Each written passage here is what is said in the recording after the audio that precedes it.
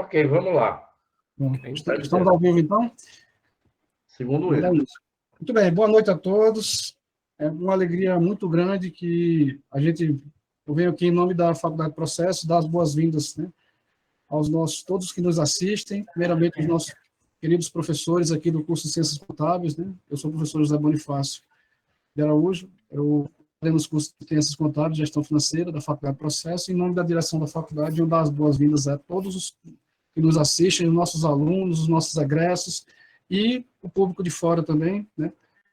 Sejam todos muito bem-vindos, né? E agradeço aqui aos nossos professores pela disponibilidade, né, de ter tido essa ideia, né, de trazer para a gente uma série de discussões sobre os CPCs, né? A gente tem visto que a contabilidade tem mudado muito nos últimos anos e a gente precisa acompanhar essas mudanças, né? Então, uma das formas é a gente entendendo melhor os pronunciamentos contábeis, né, que são as normas contábeis brasileiras. Então, a gente vai dar início hoje com o CPC 00, que trata da estrutura conceitual da contabilidade, tá? Que é o ponto de partida aqui, né? E aí eu vou agora passar a palavra ao professor João Carlos, né, para que ele comece aí a nossa apresentação e, em seguida, né, aqui estamos eu, o professor Lúcio, a professora Tiziana, o professor Gilson, o professor Gonçalves, a gente vai fazendo nossos comentários, né, à medida que for avançando. Tá? Muito obrigado. Boa noite a todos, aí, a audiência presente, e vamos então conduzir esse pronunciamento. Aí, professor Lúcio, você fica dando uma olhada lá no chat, se os alunos fizerem questionamento, você pode interromper, a gente vai fazendo a dinâmica aí de pergunta e resposta ao longo da apresentação, tá bom? Bom, por que o CPC é 00 e não começou do 01, né? De estrutura conceitual, né? Porque, dada a sua importância, né? Ele seria a mãe de todos os pronunciamentos, né? Então, a estrutura conceitual, na verdade, é a que vai nortear, né, todos os demais. Hoje a gente tem em torno de 50, né? 50 pronunciamentos que nós temos já editados aí pelo CPC, né, que advém dos nossos IFRS lá de fora, né? Então, Boni, pode colocar já a tela 1. E a gente vai ver que a estrutura conceitual, ela não é uma norma propriamente dita, né? Ela é a mãe das normas. Então, em caso dela conflitar com algum pronunciamento, vale o que está no pronunciamento, né? Então, o que está se dizendo aqui? Nós temos lá o que cobre imobilizado, né? Então, se eu tiver numa definição aqui na estrutura conceitual e outra lá no CPC 27, que é que cobre imobilizado, né? Ativo, fixo, suas depreciações, né? Então, vale o que está no pronunciamento, ok? Go ahead, Bonnie. Próximo. Aqui eu vou dar uma maceteada para vocês aí, para vocês lembrarem, né? Isso aqui cai muito no ENAD, nos concursos públicos, no próprio exame de suficiência do CFC, né? Então, nós temos as características fundamentais, que são em número de 2, tá? E aí o macete é RE, R-E-R-E, tá? RE. Então, para vocês guardarem, tá? Então, o que é o RE, né? O primeiro RE é da relevância. Então, o que seria essa relevância, né, ou importância? É o tipo de informação que vai fazer diferença na nossa tomada de decisão. Quem vai tomar decisão? É o usuário, né? Então, vocês vejam que essa estrutura conceitual ela foi toda dirigida para os investidores e os credores, né? Os credores e investidores atuais, investidores em potencial. Então, nós produzir informação na entidade que reporta, né, a entidade que torna público essas informações, vai dar a munição necessária para o usuário, né, tomar a sua melhor decisão. Então, o primeiro RE do RE é essa relevância. Então, tem que fazer a decisão para o usuário tomar a sua decisão. E quando a gente fala em fazer diferença, né, para ele tomar essa decisão, vamos ver sobre os dois aspectos. O primeiro deles é a questão da informação estimativa, né? Então, a contabilidade, ela trabalha muito com estimativa. Então, ela vai estimar, né? Então, se eu estou querendo investir numa ação, né? Eu vou fazer os meus estudos e dar ali uma opinião, o que vai acontecer com essa ação ao longo do tempo, né? E depois, o outro aspecto é o confirmatório. Eu vou confirmar se aquilo que eu previra acontecera, né? Então, são os dois aspectos que a gente tem que considerar quando do rei aqui, do primeiro rei, da relevância, tá? Professores, fiquem à vontade aí para pitacar, tá? Para a bola estar no ar aí o gol todos nós vamos fazer, ok? Professores, alunos, Boni. Então, o segundo rei aqui é a representação fidedigna, né? Aqui a gente fala que o que é essa tal de representação fidedigna? Os nossos dados, a nossa base informacional, ela deve ser completa, né? O próprio nome já exprime a completude informacional que a gente deve ter. Ela deve ser neutra, ou seja, livre de qualquer viés, né? Nós não podemos enviesar a informação para aquilo que a gente quer, né? Informar ao usuário, porque o tomador de decisão é o usuário. E não esqueçam, né, que por trás aqui da estrutura conceitual existe, né, um termozinho chamado stewardship, né, que estava numa versão anterior e agora eles tiraram. Mas o que é esse stewardship, né? Se a gente traduzir, isso aí vem lá dos idos, lá do Reino Unido, né? Steward é o mordomo, né? Então, nós, contadores, a gente tem que representar esse papel de mordomo, né? O mordomo da informação. Então, tem lá o mordomo, né? Mordomo que vai ser a governanta lá do lar, e nós aqui, contadores, né? A gente deve zelar pela boa base informacional. Então, é aí essa ideia de mordomia, né? É a ideia de servir, né? Então, é a contabilidade servindo ao usuário para que ele tome a sua melhor decisão. Então, essa neutralidade seria isso, né? E o livre de erro não significa exatidão, não, tá? A contabilidade não é exata, né? A contabilidade ela é muito incerta, por sinal, né? Mas aqui é o seguinte, a gente tem que se fulcrar, né? Se alicerçar numa base de conhecimento sólido. Então, por exemplo, eu não posso, nos dias atuais, me valer de uma avaliação de estoque, por exemplo, usando o EPS, né? O último que entra, primeiro que sai, porque essa metodologia não existe mais, né? Então, se eu estiver usando o EPS, eu estou aqui incorrendo num erro, né? Então, para que a gente não incorra nesse erro, eu tenho que usar o PEPS, primeiro que entra, primeiro que sai, para avaliar o meu estoque, ou até mesmo o custo médio. Ok, Eu queria fazer uma colocação assim, só complementando na questão da relevância, né, professor, que essa nova revisão aí do CPC, ela traz também o conceito de materialidade junto, né? Como um aspecto da relevância, né? Porque a gente sempre, quando a gente estuda a teoria da contabilidade, ou mesmo fundamentos de contabilidade, a gente estuda a materialidade, né? Então, a materialidade a gente liga, já faz o link logo com aquela coisa, se eu estou na dúvida entre um critério ou outro, né? Mas isso aqui só representa 0,0001% do meu ativo, né? Então, por que eu vou me preocupar em usar o critério mais difícil, né? Por que eu vou me preocupar, por exemplo, em ativar isso aqui? Por que eu não jogo isso para resultado logo, para despesa, né?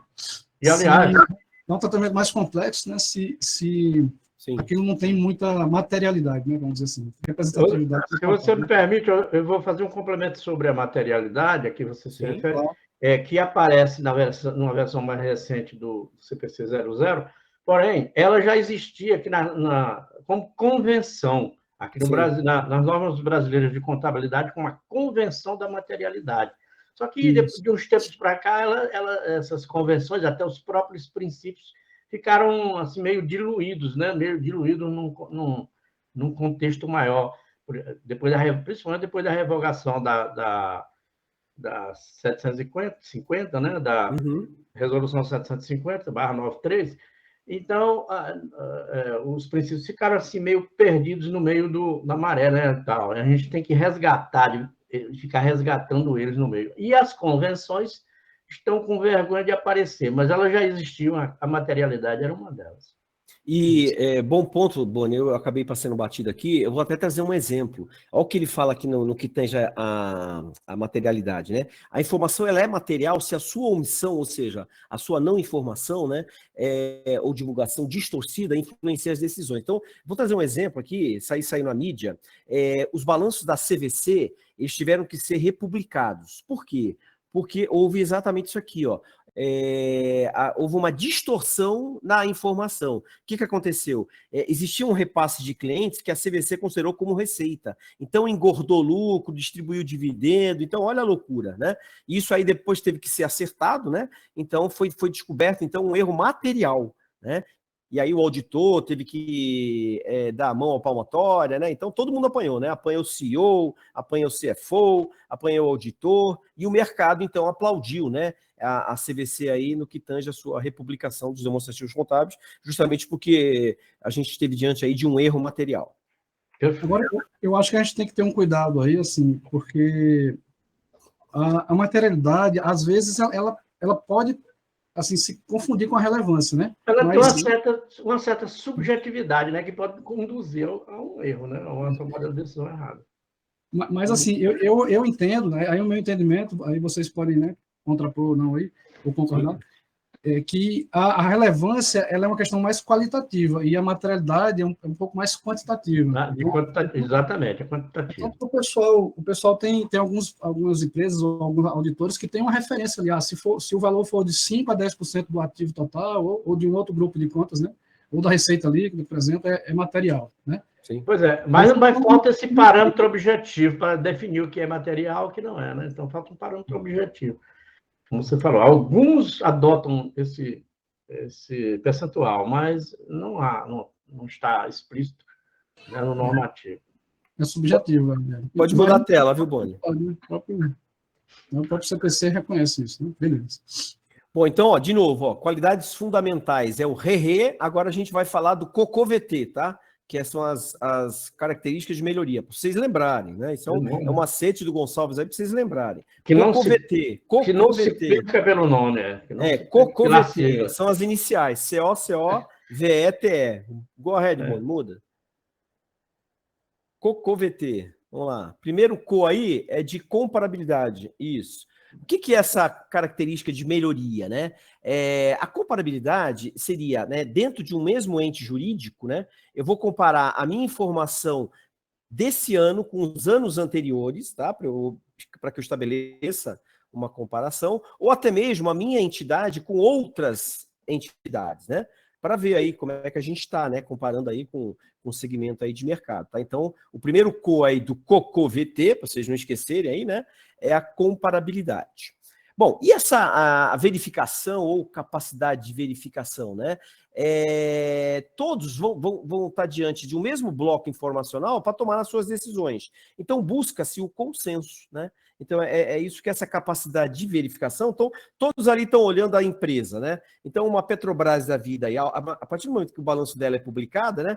Então, de acordo aí com a sua exposição no mercado internacional, coisa que a gente está vivenciando hoje, né? O preço do barril aí por conta da intervenção militar, ou quase guerra lá da Rússia lá na Ucrânia, né? O que isso vai trazer de impacto? Então, todos, com base nos balanços da Petrobras, vão ter caminhos, né? Vão ter munição para tomar, ferramenta aí em mãos, para tomar a sua melhor decisão. Então, a ideia, né, é que todos consigam consensar, né, e entender o negócio Petrobras para ver se uma compra, né, do seu papel seria adequado ou não, né? Isso que seria aí o V, né? E o outro CO? O outro CO está aqui, ó, é a compreensibilidade, né?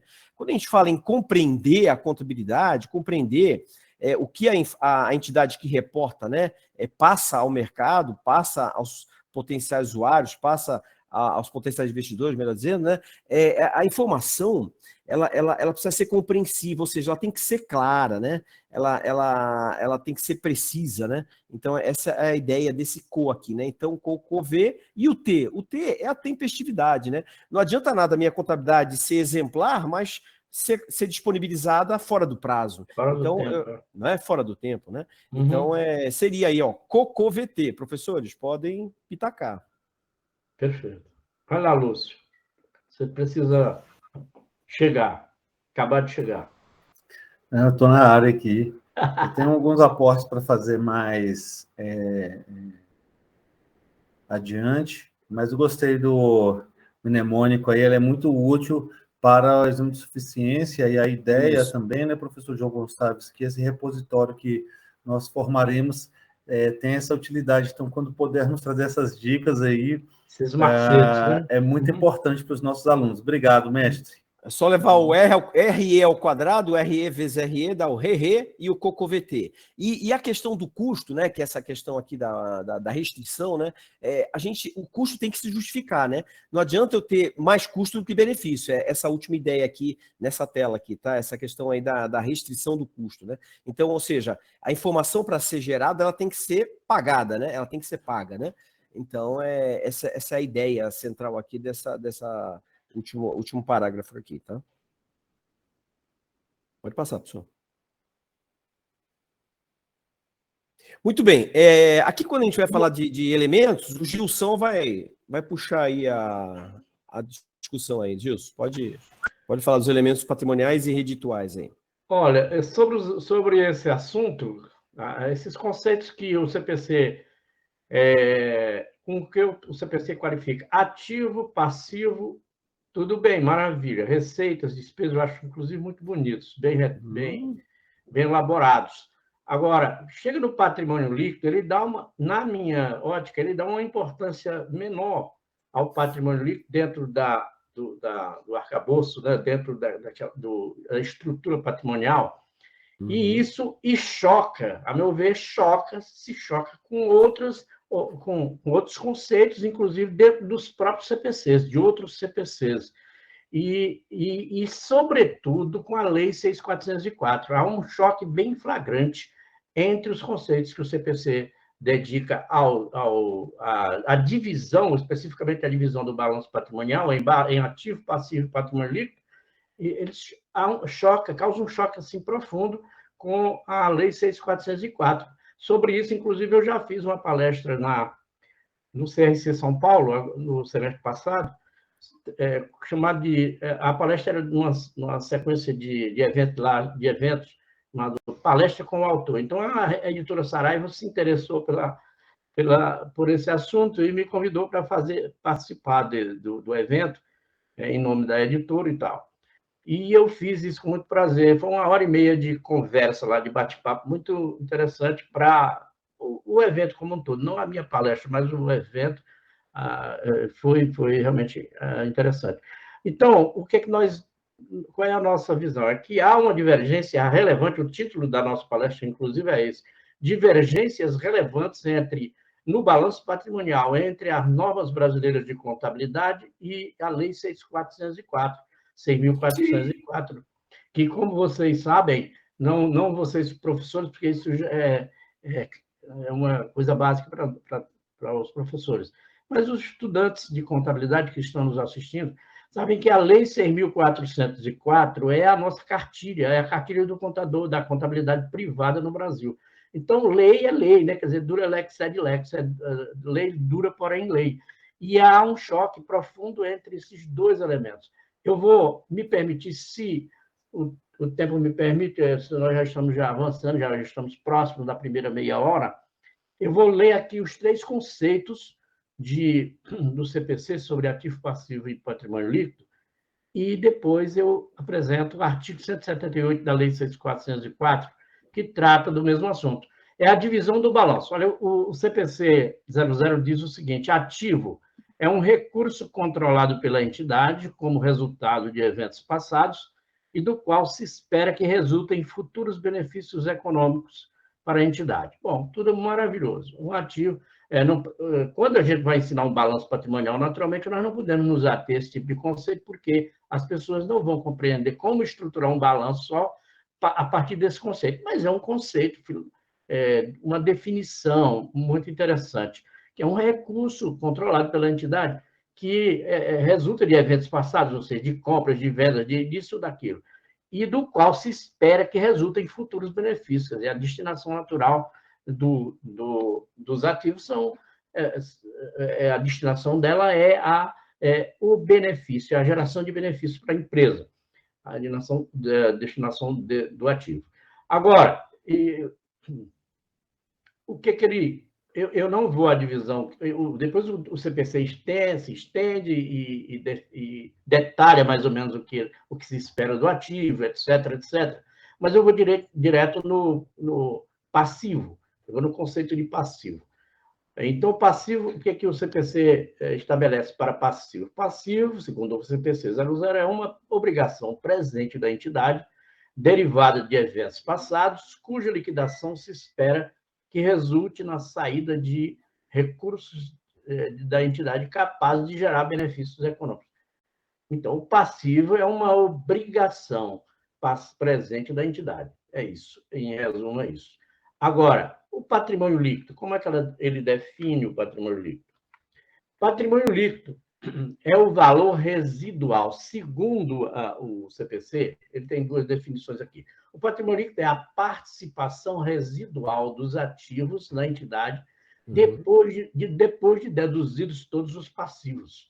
Sim. Ou em outras palavras, é o valor residual dos ativos da entidade depois de deduzidos todos os passivos. O que é que fica subentendido aí? É que para o CPC, patrimônio líquido não é passivo.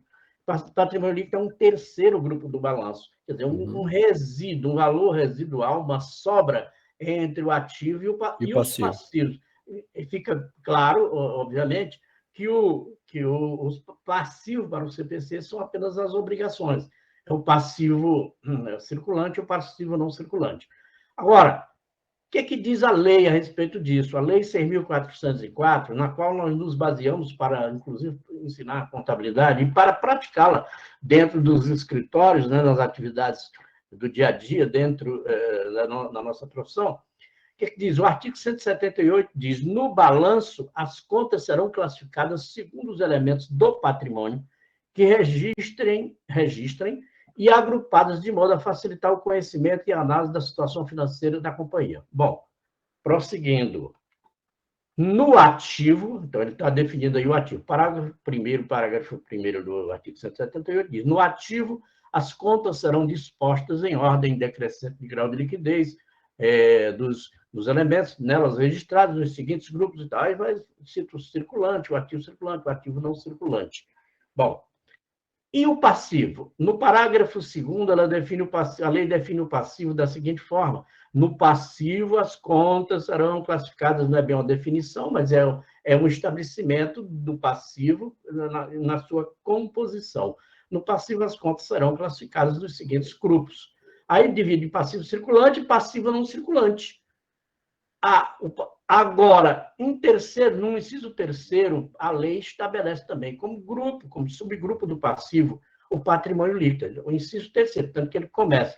No inciso 1º, ela descreve o passivo circulante, no inciso 2º, ela descreve o passivo não circulante, e no inciso 3º, ela descreve o patrimônio líquido, dividido em capital social, reserva de capital, ajustes de avaliação patrimonial, reservas de lucro, ações em tesouraria e prejuízos acumulados. Bom, o que está bem notório aqui pela lei é que o patrimônio líquido é um dos subgrupos, é o terceiro subgrupo do passivo, e não apenas um valor residual.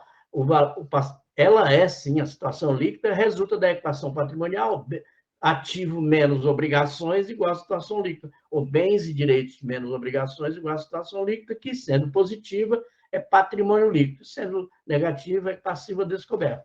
Bom, e aí a gente prossegue lá nos tópicos seguintes, nós tratamos de fundamentar essa divisão do passivo, quer dizer, a caracterização do passivo, do patrimônio líquido, como um grupo de passivo.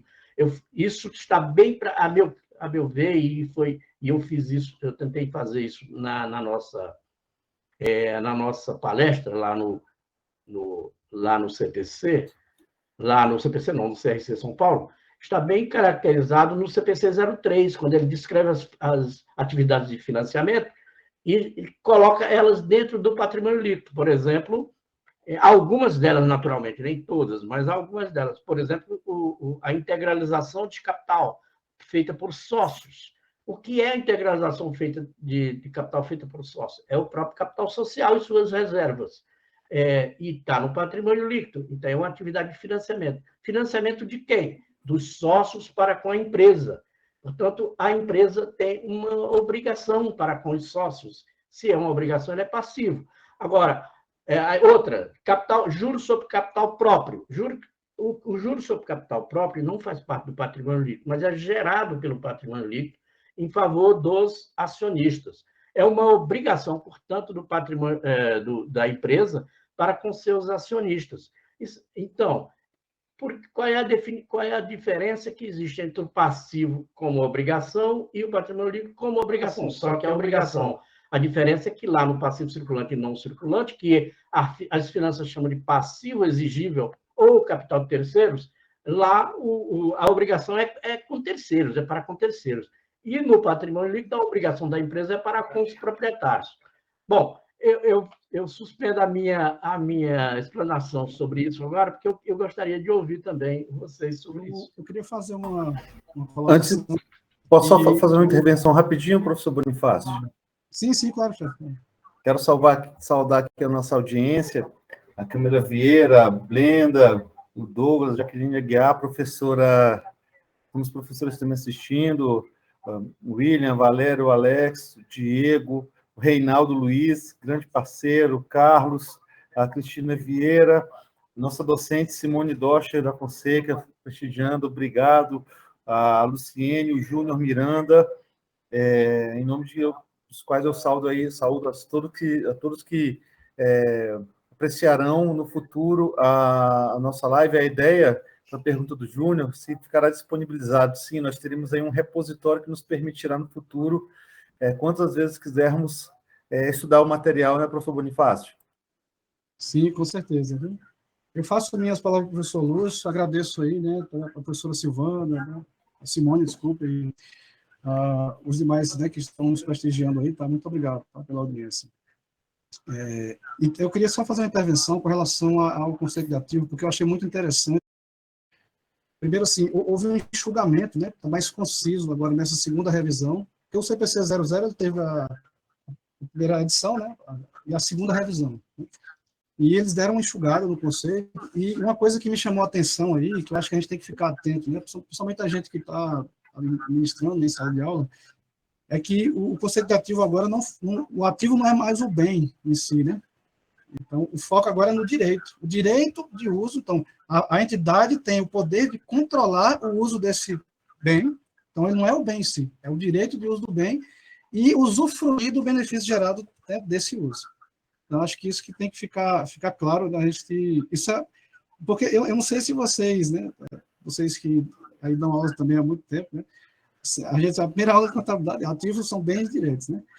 E eu acho que a gente tem que ficar atento com isso, porque está havendo uma mudança aí de paradigma, né? Conceitual, porque, de fato, um ativo, como ele define um ativo, quer dizer, são as condições, as pré-condições para que para que um elemento seja ativado, o elemento patrimonial. Quer dizer, tem que ser gerado por eventos passados e tem que gerar benefícios para o futuro. Esse é um conceito realmente bem claro no que concerne um ativo. Agora, para você compor um balanço patrimonial, começar a ensinar, principalmente para quem está começando, ou mesmo para quem já tem uma iniciação, começar a ensinar só dando esse conceito geral, você não consegue montar um balanço. Você só consegue montar o balanço, consegue fazer com que as pessoas assimilem realmente a estrutura do balanço, quando você apresenta para ele a divisão dos elementos patrimoniais que compõem o ativo. Eles se encaixam naquele conceito de ativo. É claro, um encaixe que não há nas obrigações. As obrigações têm outro... se encaixa no conceito de passivo, realmente.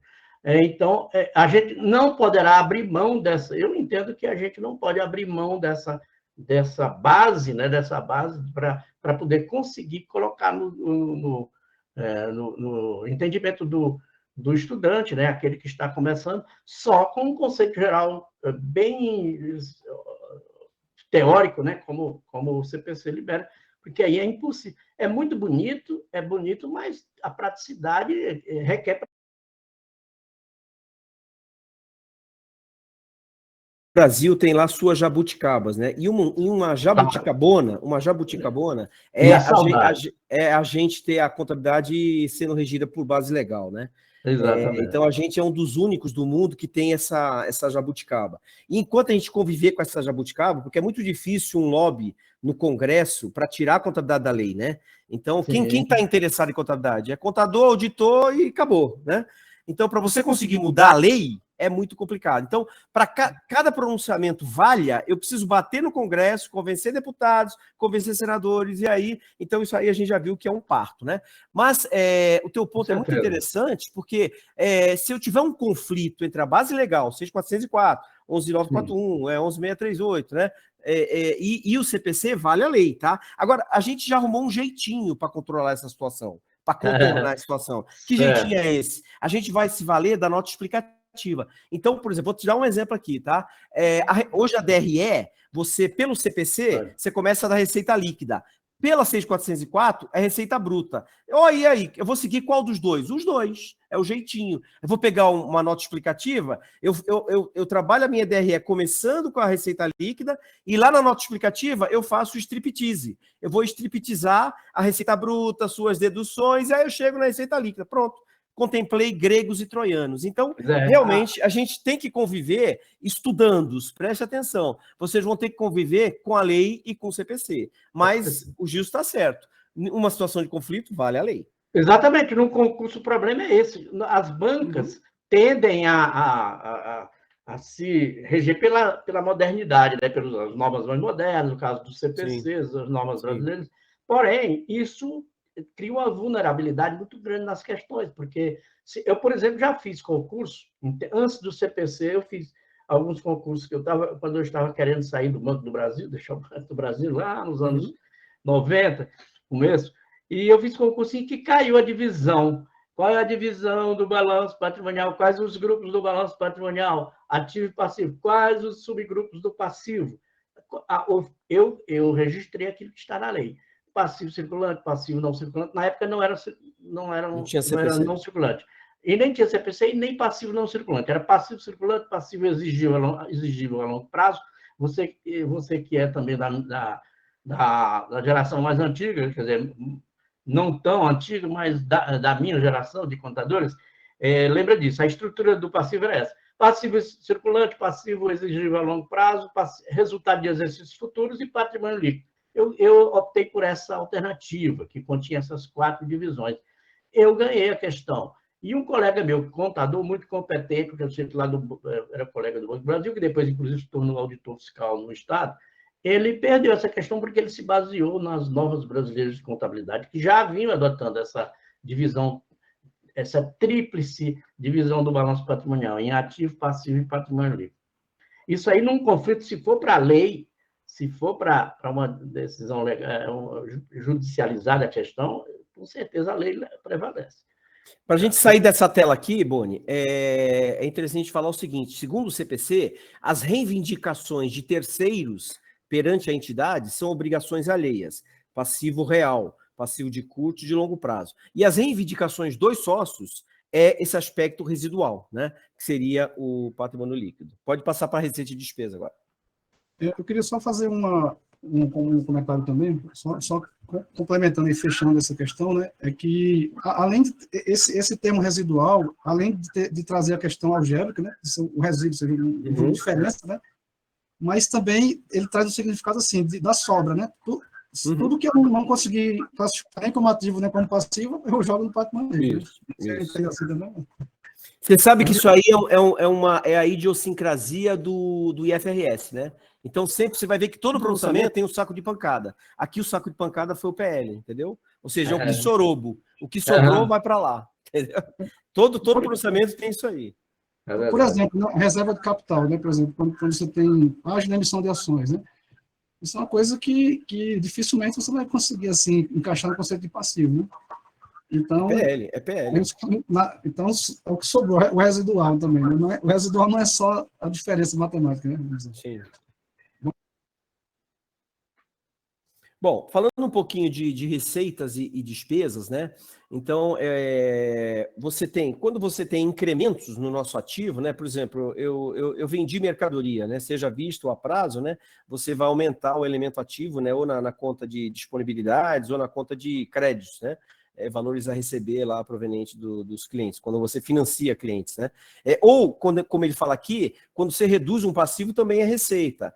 Então, por exemplo, você perdoa uma dívida, você tem um perdão de dívida, né? Então, o perdão de dívida, você tinha uma obrigação que, em tese, você deveria pagar essa obrigação e você não vai precisar pagar. Então, teve um perdão tributário da esfera federal, estadual, municipal, sei lá, e aí, então, esse perdão de dívida é uma redução de passivo que acaba sendo uma receita, né? Então, a gente tem essas duas situações, e como ele fala aqui, exceto as contribuições dos detentores de direitos sobre PL. O que ele está falando aqui?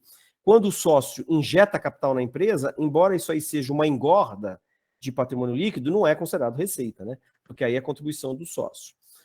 No caso da despesa, você tem um decremento de ativo, né? Então, se eu vendi um estoque, se eu passei a terceiros um bem de venda que eu tinha na minha empresa, eu tenho que desovar, né? Eu tenho que desreconhecer esse ativo na minha empresa. Então, eu reconheço o custo, né? O CMV dessa mercadoria alienada, comercializada, vendida. Então, aí, essa desova desse ativo, esse desreconhecimento, é a minha despesa, né? Ou, como ele fala aqui também, um aumento de passivo. De repente, eu entro lá com uma provisão, né? Então, se o advogado chegou e fez o seguinte descritivo: olha, você tem provável chance de perder essa causa que você está discutindo, né? Então, você tem que provisionar, né, esse passivo. Então, seria essa engorda de passivo, a contrapartida é um ajuste reditual negativo, né? E, de igual forma, também, as saídas para os sócios, né? Ou seja, os retornos de capital, o pagamento de dividendos, né? Que é a remuneração do sócio, né?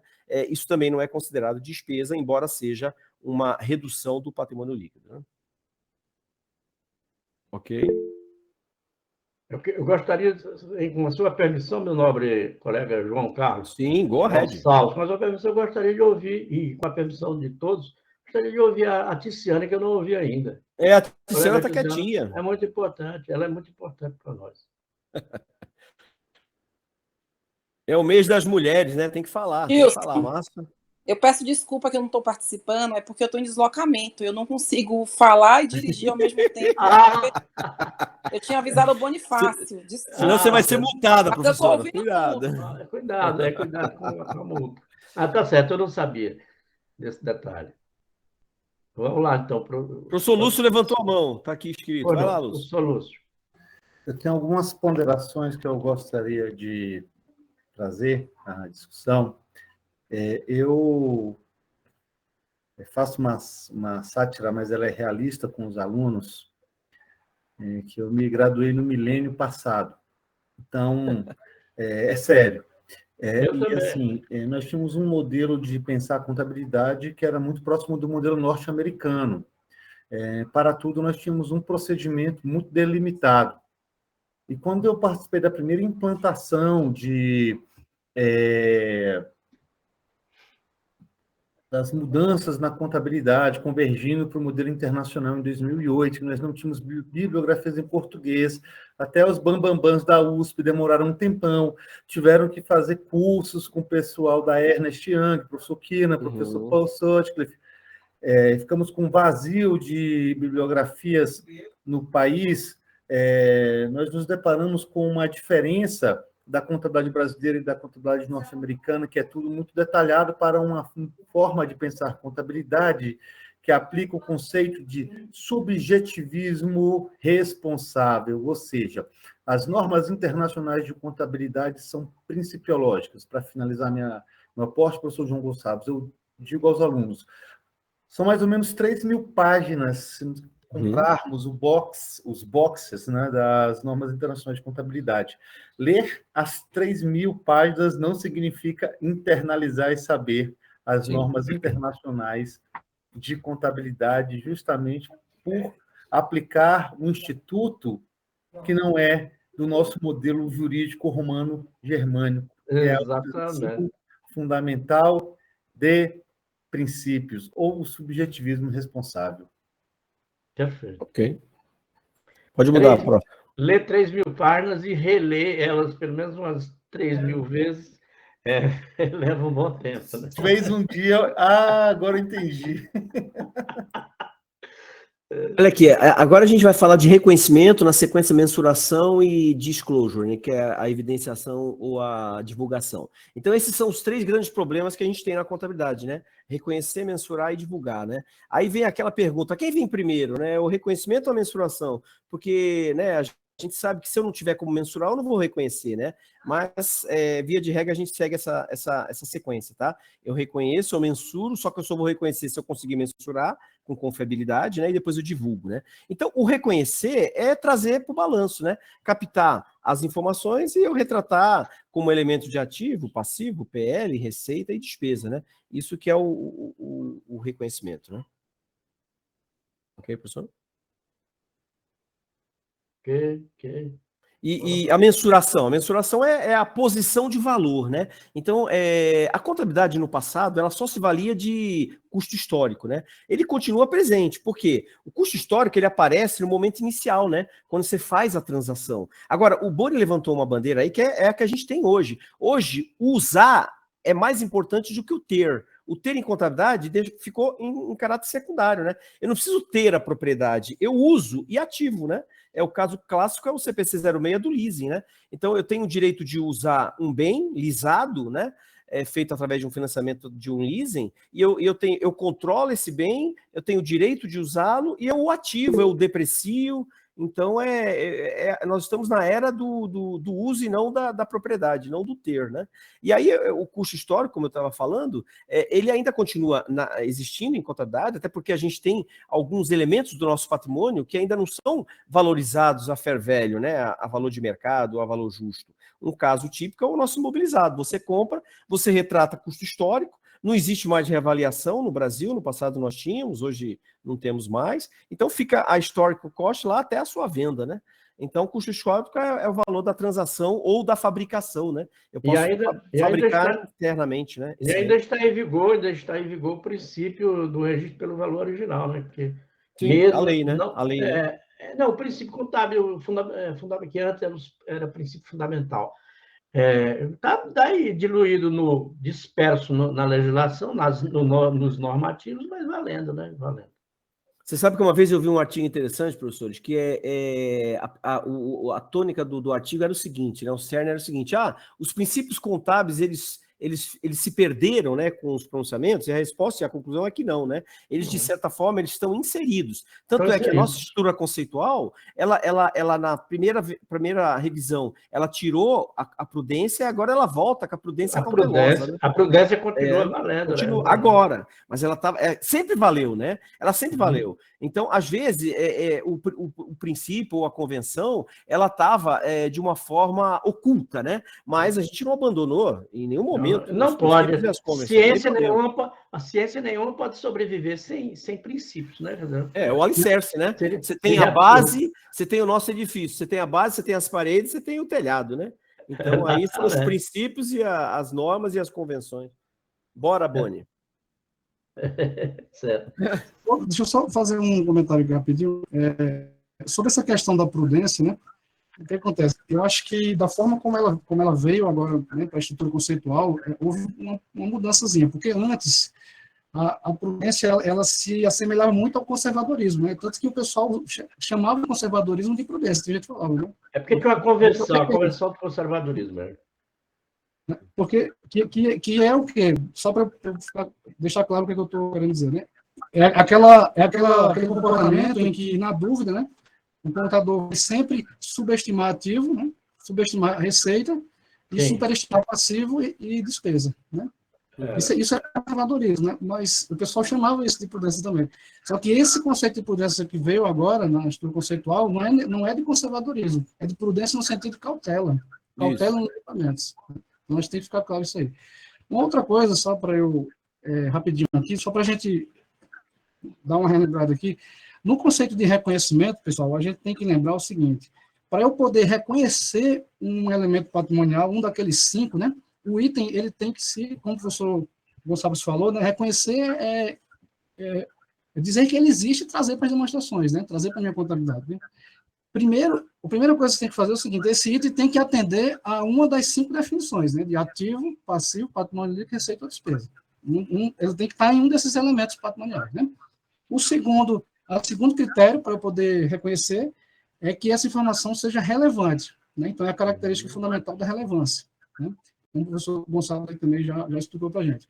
E o terceiro, né? Então, ele tem que atender à definição de um desses 5, a informação tem que ser relevante, né? Tem que fazer diferença na decisão do usuário, e também eu tenho que ser capaz de representar essa informação de forma fiel, né? A representação fidedigna. Né? Aí isso tem muito a ver também com a mensuração, porque tem situações em que eu não consigo mensurar, então eu não vou conseguir, né, representar de forma fidedigna aquela informação. Então, eu não vou atender o critério de reconhecimento. Tá? Obrigado.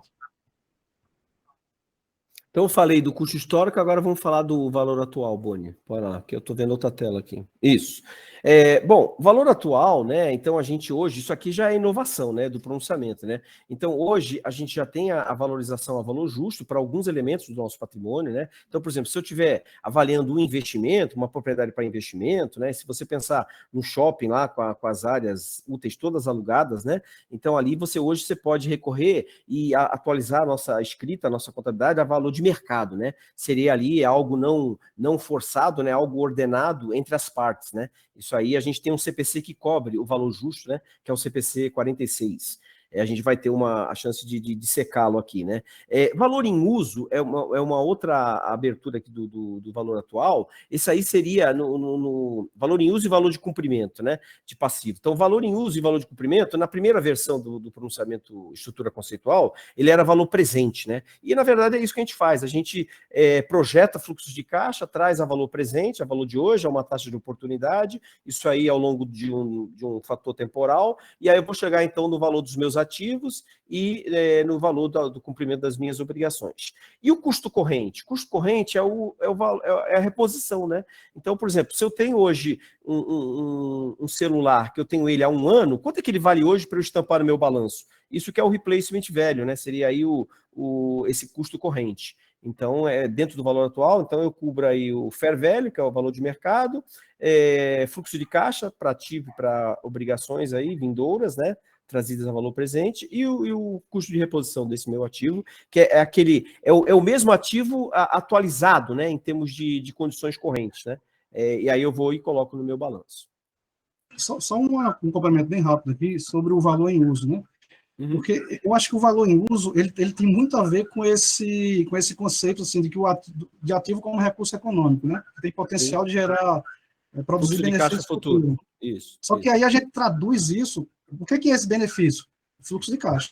Ele tem capacidade de gerar fluxo de caixa futuro, só que eu avalio isso na data de hoje. Então, tem que trazer valor presente e somar, né? Como se fosse uma avaliação do ativo, né? Do potencial de geração de fluxo de caixa do ativo. Isso mesmo. Obrigado. Pode passar. Então, tá aqui, eu já expliquei o que é um, o que é outro. Pode passar. Fair value, valor em uso, custo corrente. Ok. Aí, ó que interessante, né? Enquanto, né, o valor justo, valor em uso, né, cumprimento das obrigações, a gente chama de valor de saída, né? É bom a gente abrir o seguinte parênteses aqui, ó. Essa estrutura conceitual, ela foi desenhada para as empresas com empreendimento em marcha, né? A gente chama em inglês de going concern, né? Ou seja, é a continuidade. Então, se eu vislumbro continuidade dos negócios, eu aplico essa estrutura conceitual. Se eu vislumbro uma descontinuidade, eu não posso aplicar os conceitos dessa estrutura conceitual. E aí, olha que interessante, outra jabuticaba. O Brasil acabou em 2021, em abril de 21, ele editou o CPC 900, que é o que fala das empresas de liquidação. Isso ainda não está contemplado pelo IFRS. Então, o IFRS fala o seguinte, olha, quando você não conseguir seguir essa estrutura conceitual, que é para as empresas em continuidade, você empresta isso dos Estados Unidos, por exemplo. Só que hoje, nós, Brasil, a gente já se antecipou. Hoje eu já tenho um normativo interno aqui, que não tem lá no IFRS, então aí eu não fiz um copy-paste, tá? Eu não copiei e colei. Então o Brasil já se antecipou e já tem um CPC que a gente vai cobrir aqui também, que pode vir a ser cobrado aí, que é o CPC 900 de liquidação, empresas em fase de pré-falência, né, com problema de recuperação. Então, a gente tem a estrutura conceitual desenhada toda para uma empresa em continuidade, só que se ela entrar em descontinuidade, ela não vai poder seguir, né, a estrutura conceitual. O custo histórico, assim como o custo corrente, a gente fala que são valores de entrada. E os demais, né, que estão contemplados pelo valor atual, fair value, que é o valor justo, valor em uso, que é o fluxo de caixa, e os passivos, né, que precisam entrar em cumprimento lá, que é o valor de cumprimento, aí são valores de saída. O Lúcio queria falar, Lúcio? Outra jabuticaba, professor João Gonçalves, comparando o Brasil, modelo convergente, ou seja, nós não fizemos igual o Peru, que padronizamos com relação às IFRS. Na utilização das IFRS, nós temos um conjunto completo de normas que pode ser aplicada por todas as organizações, mas temos um pronunciamento que está aí em revisão, que é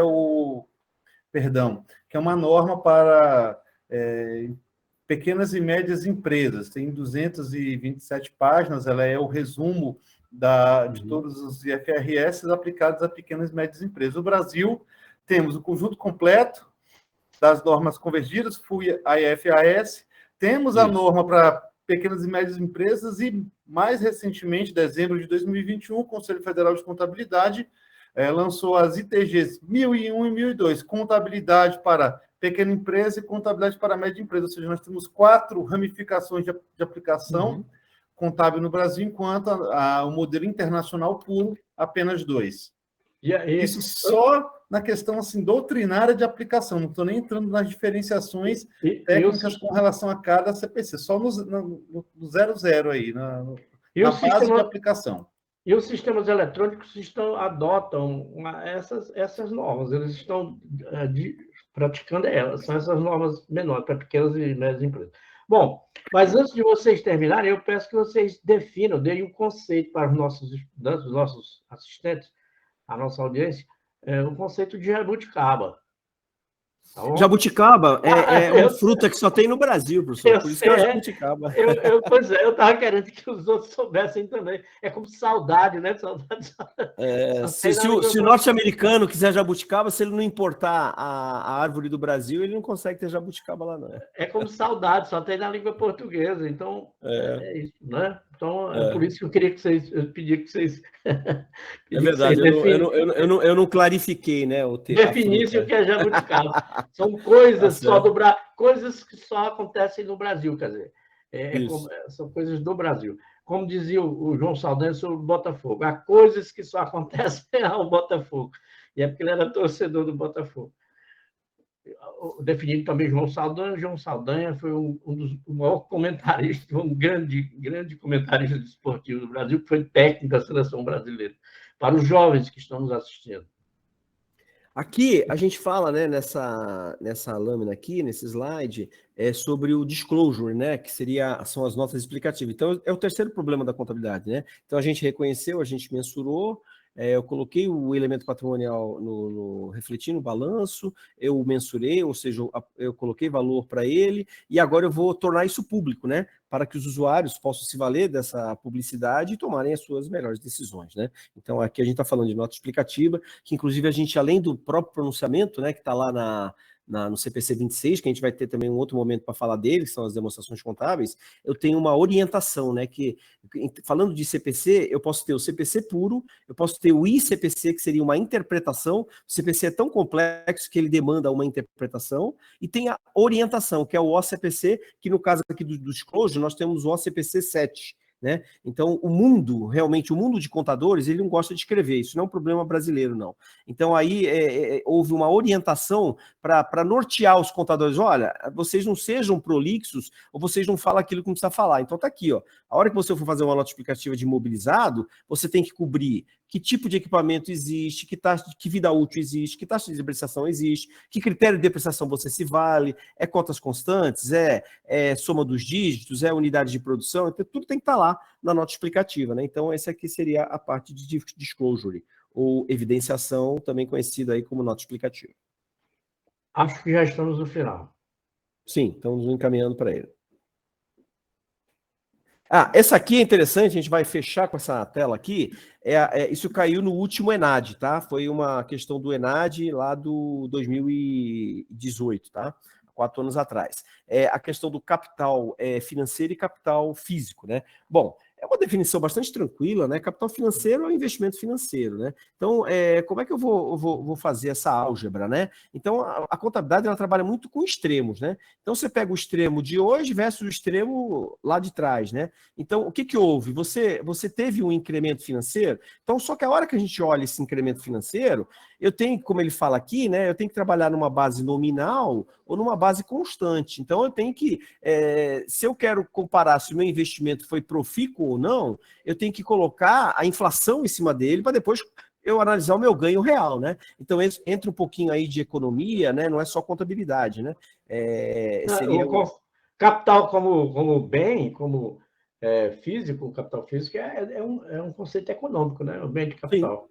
Sim, exatamente. Por exemplo, o físico, você tem que ter crescimento em termos de produção, né? Então, se a minha capacidade produtiva era 1 milhão de toneladas e agora ela está aquém desse 1 milhão, então eu não tive capital físico, né? Tem que ter um plus, né? Tem que ser, se eu tenho uma produção planejada para 1 milhão de toneladas, tem que ser de 1 milhão para cima, né? Senão eu não posso afirmar que eu tenho capital físico, né? E a mesma coisa acontece com o capital financeiro.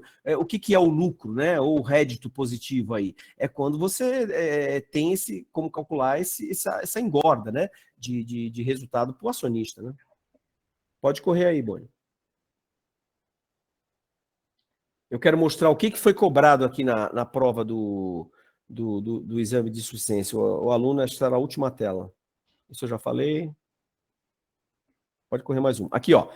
Isso, olha como o ENAD ou o CFC trabalha. Eles pegam a literalidade do pronunciamento. Então, eles pegaram essa última ideia aqui, ó.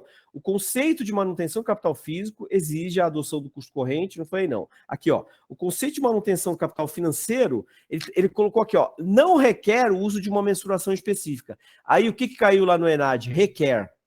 Então, vocês vejam, né? Se eu não tenho domínio da literalidade, então vamos traduzir em miúdos. O que quer dizer isso aqui, ó?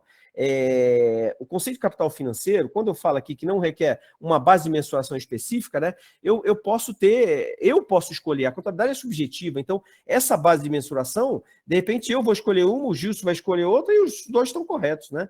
Então a contabilidade é subjetiva, né? Então a questão de tirar, ele tirou a negativa aqui. Então ele disse aqui, ó, o capital financeiro requer o uso de uma base específica, ou seja, só tem aquela? Não, a gente pode aí navegar em N, né?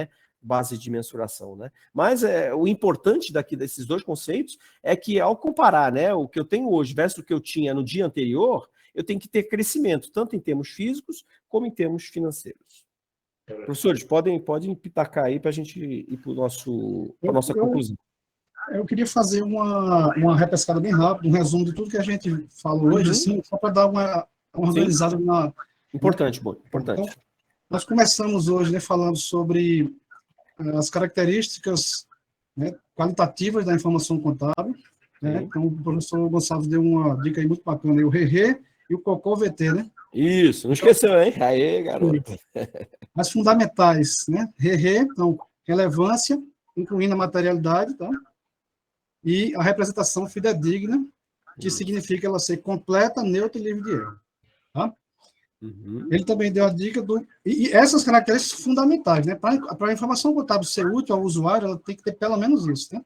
Mas ela pode ser melhorada pelas de melhoria, que é o COCO-VT. Compreensibilidade, comparabilidade, né? Verificabilidade e tempestividade, né? COCO-VT. Isso. Falamos também sobre os critérios de reconhecimento, que é o que eu preciso para poder trazer o elemento para a demonstração, né? Para a minha contabilidade. Falamos sobre mensuração, né? Aí, o professor Gonçalves aí explicou os critérios de mensuração, né? Custo histórico, custo corrente, atual, valor atual, valor justo. Acho que essa é uma das partes mais complicadas, né? Sim, sim. Que é para você atribuir o valor. E divulgação, tá? Nas demonstrações, notas explicativas, etc. E também, né, nessa parte final, falamos um pouquinho sobre essa questão do capital físico e capital financeiro. Tá? Espero que tenham dado aí para a gente ter uma noção. É claro que esses conceitos não são muito triviais, né, mas a gente espera que com essa live, pelo menos assim, vai dar para a gente começar a despertar, né? Então a gente tem que continuar discutindo isso, fazendo mais momentos desse tipo, né, para a gente ir incorporando esses conceitos. Né? Conceitos de ativo, passivo e patrimônio líquido. Também nós trabalhamos isso, né? Receita e despesa, isso, os 5 elementos patrimoniais. Bem lembrado, professor Gilson. Sim. Os 5 elementos, né? Isso. Então é isso, Próxima, né? próxima semana nos encontramos, né? Sim. O professor Gilson tem uma apresentação que ele fez ao CRC São Paulo, que não é pouca coisa, né, Gilson? Apresentar em São Paulo. É longa. Eu sugiro, assim, não é pouca coisa ser convidado a palestrar no maior conselho de contabilidade do Distrito Federal. Você também foi, né? Você palestrou antes de mim, inclusive. Eu sugiro que a nossa próxima reunião, nosso próximo encontro, o professor Bonifácio, o professor João, o professor Tiziano, que o Gilson fizesse essa apresentação, porque ele pega aborda vários pontos, né, professor, que são polêmicos nessa base de aplicação das normas, né, professor? Só que é muito longa, não dá para se encaixar numa palestra assim, numa live desse porte, não. Porque aqui tem a participação. Agora, eu posso fazer o seguinte, eu estou disposto a apresentar a live no dia, quando chegarmos no CPC 03. Perfeito. E lá no CPC 03, aí nós vamos tratar dessas questões que foram, inclusive, serviram de fundamento para nosso argumento lá, com relação à qualificação do patrimônio líquido como uma obrigação da empresa para com terceiros, ou para com os sócios, um passivo não exigível. Então, eu peço a vocês que aguardemos, né? Que aguardemos esse CPC 03 o dia do CPC 03 para a gente poder fazer uma análise assim acurada de cada um dos itens, né? Principalmente das atividades de operação, financiamento e investimento. É interessante, de repente, a gente não ficar preso na sequência dos CPCs, né? Então, por exemplo, o 01 é recuperabilidade, o 02, nem lembro de cabeça o que vem a ser, o 03 é fluxo de caixa. Então, a ideia aqui nas lives é a gente cobrir os 51 pronunciamentos. Então, por exemplo, se o professor Gilson se sentir à vontade para na próxima semana já falar do CPC 03, eu não vejo problema nenhum. Por exemplo, o 06 eu quero falar, que é de lease, né? Mas eu quero que todos os professores, né, passem por algum pronunciamento, aí eu venho e falo do leasing, que é o 06, né? Então a gente vai cobrindo, né? Não necessariamente na ordem, 01, na ordem, 02, é verdade. 03, a ordem sequencial, não precisa respeitar a sequência, né? Concorda? Sim. Então a gente vai divulgar aí, né? Assim que a gente definir o próximo, que vai ser próxima sexta-feira, né? Então, pessoal, eu peço a vocês. Eu sugiro fazer o CPC 1. Eu tive experiência tanto na aplicação quanto em auditar a utilização do pronunciamento. Então, ótimo. Eu prepararei o material do nosso próximo encontro e mostrarei algumas experiências, algumas situações, e até divergências com relação à norma norte-americana. A questão da INO realmente foram falhas, por exemplo, na contabilização, no reconhecimento de perda de recuperabilidade, de operacionalidade de ativos imobilizados que permaneceram contabilizados como ativos plenamente operantes, e alguns impactos, alguns exemplos, no caso da primeira aplicação da norma no Brasil, o que aconteceu, por exemplo, com a Vale do Rio Doce, quanto foi o valor do primeiro reconhecimento. Ótimo. Então, trarei algumas ilustrações sobre o tema, que é bem interessante, é abstrato, mas dependendo da abordagem que nós fizermos, uma abordagem mais prática, vai ficar mais claro para os nossos alunos. Essa é uma ideia também interessante, né, dessas várias propostas aí pelo professor João, com muito brilhantismo. Obrigado, companheiro. Voto com o relator. Ok, então, obrigado a todos. Eu vou pedir, inclusive, pessoal, vocês que nos assistem aí, para vocês divulgarem, né, enviarem esse link aí para os amigos de vocês, tá? Para o máximo de gente aí nos grupos do WhatsApp, né, das turmas de vocês, tá? Porque o objetivo é a gente disseminar o conhecimento, a gente está aqui para trazer a discussão, né, para clarear esses conceitos aí, né, que eles ainda estão meio ainda sendo captados aqui no Brasil, né? Verdade. Não é todo mundo que está dominando isso ainda, não. Tá? Não tem nada pronto e acabado, não. Está sendo analisado, estudado, refletido, né? E essa contabilidade, ela se atualiza, né? Por exemplo, está no forno aí uma nova DRE, que vai sair, sabe quando? Em 24. mas já está formatada. Então, vocês vejam, a contabilidade hoje ela está muito dinâmica, né? Então, vai ter um tempo, quando chegar em 24, a aula que nós, professores, preparamos para a DRE hoje, ela vai ser outra, né? Então, vem aí uma nova cara. Disso, professor João Gonçalves. Na próxima aula eu falarei sobre 3 normativos internacionais que estão em discussão nesse momento e como a galera pode fazer para participar também das discussões lá no IFAS, no ifrs.org, na nossa casa lá no IASB. Ótimo lembrar disso, que eu já vou falar um pouquinho como ficar antenado nessas tendências. Obrigado, amigo. Beleza, cara. Aguardamos. Então, eu queria agradecer aí, né, a ilustre presença dos nossos professores, dos nossos alunos, né, dos professores, da professora Simone, da professora Silvana, né, que nos assistiram aí também, nos prestigiaram. Tá? Queria agradecer muito aí a disponibilidade dos professores de virem aqui, né, e trazer esses conceitos aí para a gente, tá? Então, eu peço a vocês, né, pessoal que assiste, nos ajudem a divulgar isso, tá? E só para a gente poder encerrar, eu queria dar um recado, né, professor Lúcio, sobre a palestra do dia 21, né, no SESCOM. Eu acho que já está confirmada, né, professor, para o dia 21. Essa palestra nós estamos em vias de firmar um convênio com o SESCOM, né, que é o sindicato que representa as empresas contábeis do Distrito Federal, que vai nos aproximar mais do mercado. Tá? Então, assim, a ideia é que os nossos alunos, né, o aluno da Processos, ele já saia pronto para passar no exame de suficiência, dominando o CPC e pronto para o mercado de trabalho também. Tá? A gente está com esse ideal aí, tá bom? Cabelo, barba e bigode. Isso. Que consigamos fazer cabelo, barba e bigode. Exatamente. Então, eu agradeço muito, desejo uma boa noite a todos aí, tá? Obrigado aí pelo tempo e a paciência de vocês de estar junto aqui com a gente, tá? Foi muito bom mesmo. Muito obrigado, tá? Ok. Abraço a todos aí. Tchau, tchau. Grande abraço, obrigado a todos. Até mais.